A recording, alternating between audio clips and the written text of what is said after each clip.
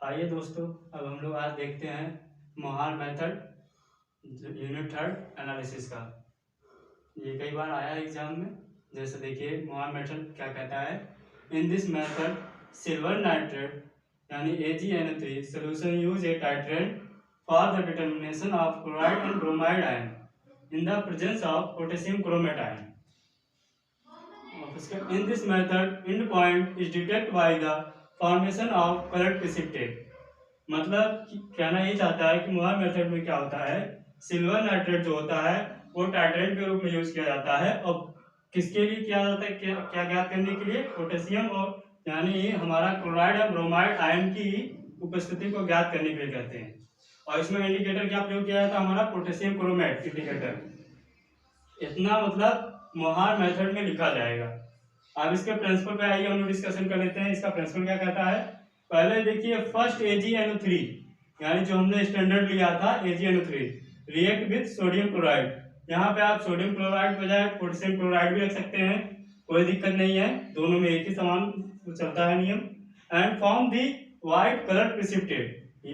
ये क्या बनाता है, सिल्वर नाइट्रेट सोडियम क्लोराइड से रिएक्शन करके हमारा AgCl और प्रिसिपिटेट बनता है। मतलब कि जब आप रिएक्शन कराएंगे तो आप देखेंगे जो तली होगी रिएक्शन के नीचे बैठ जाएगा और ऊपर एक, जैसे आपने चाय बनाते हैं, जब चाय को ठंडा करके रख देते हैं तो उसमें एक पतली सी लेयर बन जाती है, उसे ही प्रिसिपिटेट कहा जाता है इस भाषा यहाँ पे। माने कि जो लेयर बनेगी आपके सोल्यूशन के ऊपर यानी सोडियम नाइट्रेट के ऊपर है, वो क्या रहेगा, AgCl का लेयर रहेगा, जिसे हम लोग यहाँ साइंस की भाषा में प्रिसिपिटेट कहते हैं। अब आगे आइए हम लोग इसके सेकंड इसमें आता है। पहले में तो ये सब बन जाएगा। अभी हमने क्लोराइड आयन की उपस्थिति को नहीं ज्ञात किया है, अभी हमें क्लोराइड और ब्रोमाइड आयन की उपस्थिति को ज्ञात करना होगा। लेकिन हमने ब्रोमाइड यूज नहीं किया है तो इसलिए हम ब्रोमाइड की नहीं बल्कि क्लोराइड की उपस्थिति ज्ञात कर रहे हैं। चलिए देखते हैं स्टेप 2 में क्या होता है। देन दिस प्रिसिपिटेट यानी जो हमारा AgCl बना है डिसोसिएट इन आयन, मतलब वो अपने आयन में टूट जाता है। कौन कौन से, Ag प्लस और Cl माइनस में। अब तो उसके बाद क्या होगा, well induce mix the indicator potassium chromate यानी जो पोटेशियम क्रोमेट इंडिकेटर होता है वो क्या करेगा, देन डिसोसिएट आयन रिएक्ट, वो डिसोसिएट आयन मतलब Ag प्लस से रिएक्शन कर लेगा।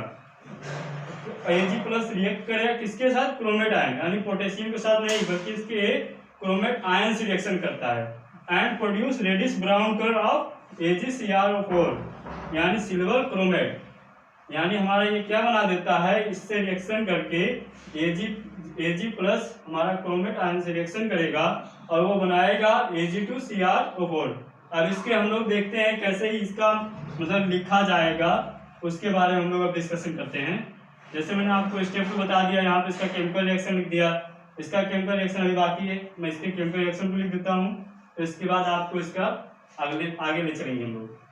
आज के पॉइंट में हमें ध्यान क्या देना जरूरी है कि मोहार मेथड में टाइट्रेंट के रूप में क्या यूज किया जाएगा, सिल्वर नाइट्रेट, और इंडिकेटर के रूप में क्या रहेगा, पोटेशियम क्रोमेट। और ये कौन से कलर का प्रिसिपिटेट बनाता है, रेडिश ब्राउन कलर।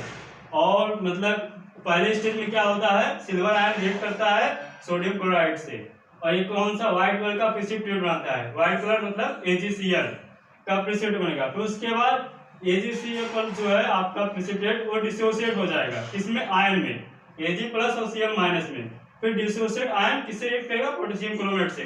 और पोटेशियम क्रोमेट के कौन से भाग से रिएक्ट करता है हमारा Ag प्लस, इसके क्रोमेट आयन से यानी CrO4 से। और ये क्या बनाता है, Ag2Cr4 मतलब सिल्वर क्रोमेट बना देगा। ठीक है, अभी आगे हम लोग इसके रिएक्शन को लिख रहे हैं।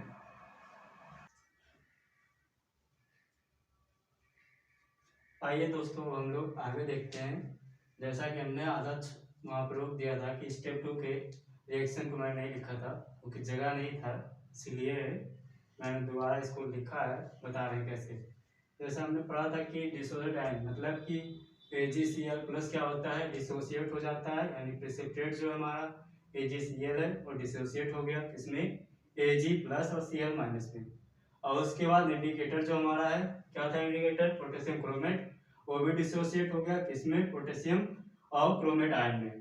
ठीक, और फिर उसके बाद मैंने कहा था कि जो हमारा डिसोसिएट यानी Ag प्लस रिएक्ट करेगा किससे, क्रोमेट आयन से, क्या बनाएगा हमारा सिल्वर क्रोमेट कॉम्प्लेक्स। ठीक, अब हम इसके प्रिपरेशन एंड स्टैंडर्डाइजेशन को देख लेते हैं, कैसे मतलब हम इसको तैयार करेंगे और कैसे इसका स्टैंडर्डाइजेशन किया जाएगा। पहले हम क्या करेंगे, take 15 ml NaCl in conical flask and add few drop of potassium chromate indicator. मतलब हम लोगों ने रिएक्शन में क्या लिखा था, पहले AgNO3 का रिएक्शन कराया था किसके साथ, सोडियम क्लोराइड के साथ, मतलब कि हमें स्टैंडर्डाइजेशन भी उसका करना ही होगा।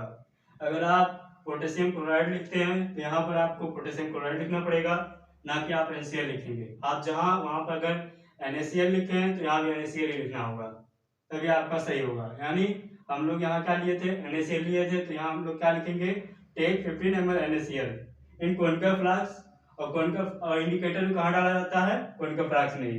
कितना डालेंगे, फ्यू ड्रॉप, मतलब जितनी आवश्यकता रहेगी हम उतनी डाल देंगे।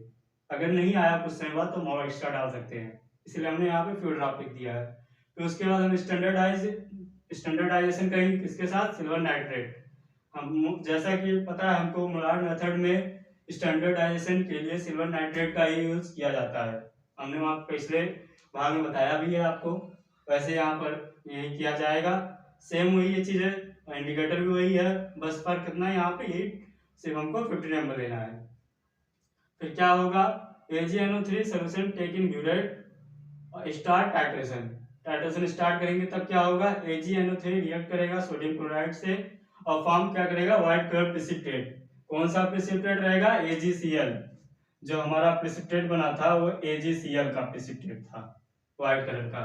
फिर उसके बाद when extra drop of AgNO3, यानी जैसे ही एक बार प्रेसिपिटेट बन गया AgCl का और उसके जैसे ही हमारा एक्स्ट्रा ड्रॉप यानी AgNO3 का एक बूंद भी एक्स्ट्रा इसमें गिरा कोनिकल फ्लास्क में, तैसे ही हमारा जो होगा AgCl आयन यानी प्रेसिपिटेट वो डिसोसिएट हो जाएगा, यानी AgCl Ag प्लस और Cl माइनस में वो टूट जाएगा।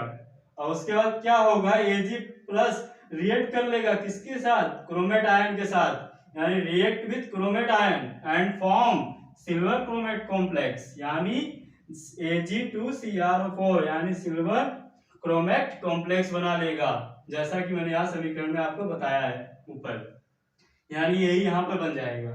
तो उसके बाद अब क्या होगा, at the end point give a reddish brown colour, अंत में हमें एंड पॉइंट मिलेगा किस कलर का, रेड कलर का। जैसे हमको रेड कलर प्राप्त हो जाएगा उसके बाद हम ब्यूरेट में आए हुए मात्रा को जो हमारा देखेंगे कहाँ से कितने के बीच में आया है उसको नोट कर लेंगे, उसको कैलकुलेट करके हम यहाँ पे लिख देंगे।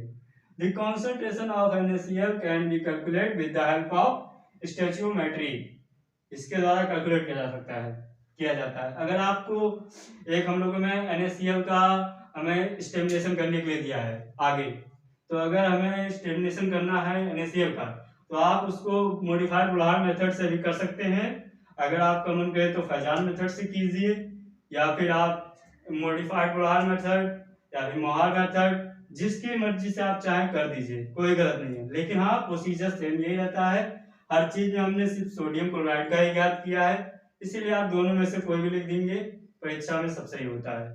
क्योंकि एग्जामिनर को ये पता है कि कैसे स्टेबलाइजेशन ज्ञात किया जाता है। किसी भी चीज का स्टेबलाइजेशन ज्ञात करने के लिए कोई एक विधि नहीं है, कई सारे नियम हैं। अगर आपकी कॉपी में गलत काट हो तो आप ये चेक करवा के उससे सही करवा सकते हैं। जहां तक आशा है कि क्योंकि उसे पता होता है कि किसी भी तरीके से अगर लड़का पढ़ा है, कई सारे मेथडों को जान रहा है, उसने लिख दिया कि मैंने इस मेथड से इसको ज्ञात किया है, एग्जाम में पढ़ेगा तुरंत वहां नंबर दे देगा, वो गलत नहीं काटेगा। Thank you. और इसके एप्लीकेशन और इसके लिमिटेशन इसको मैं अपने टेलीग्राम ग्रुप पे डाल दिया हूँ, क्योंकि ज्यादा कुछ नहीं है। एप्लीकेशन में क्या रहेगा, इसका यूज डेस्टॉज इंजेक्शन में भी किया जाता है, और दूसरा कि NaCl के उसमें किया जाता है स्टेबलाइजेशन में, और क्लोराइड और ब्रोमाइड आयन की उपस्थिति का पता लगाने के लिए भी किया जाता है। एक और लिमिटेशन क्या है, ये एचडी मीडियम में यानी ये बेसिक मीडियम में वर्क नहीं करता, क्योंकि आप इसको बेस का उपयोग नहीं कर सकते। और दूसरा कि ये रेड्यूसिंग एजेंट जो होते हैं हमारे, जैसे आप लोगों ने पढ़ा हुआ रेड्यूसिंग एजेंट क्या होता है, ऑक्सीडाइजिंग एजेंट, रेड्यूसिंग एजेंट मतलब ऑक्सीडाइजिंग एजेंट जो अदर सब्सटेंस को ऑक्सीडाइज कर दे पर खुद वो रिड्यूस हो जाए, उसे ऑक्सीडाइजिंग एजेंट कहते हैं। और रिड्यूसिंग एजेंट उसे कहते हैं जो मतलब खुद को ऑक्सीडाइज कर लेता है और दूसरे को रिड्यूस कर देता है। जैसे कि अगर आप मतलब अगर क्या होगा, अगर मान लीजिए हमने अगर क्या किया, जैसे हमने इसको एसिडिक मीडियम में ना करके एसिडिक मीडियम में नहीं किया, बेसिक मीडियम में कर दिया, तो क्या होगा, जो हमारा यहाँ पर एक क्रोमेट बन रहा था ये 3 हो जाएगा।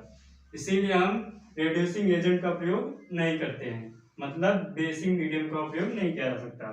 ये इसके इतने लिमिटेशन है, बाकी कुछ नहीं है।